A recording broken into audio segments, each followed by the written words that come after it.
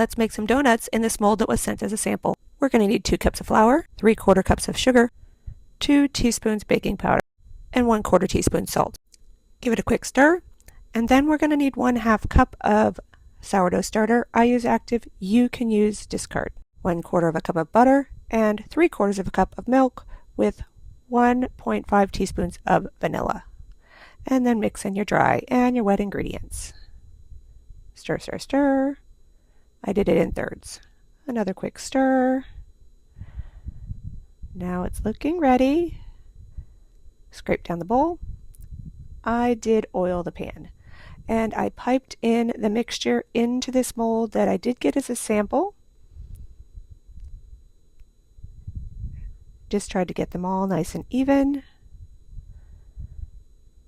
Now I baked them at 350 for 16 to 17 minutes, and they came out perfect. And they came out of the pan really easily. I really like that. You don't want to be fussing around with things. I made my own little glaze. Used a chopstick to dip them and swirl them. There they all are, all glazed and ready. And this made the process really easy, so check it out for yourself.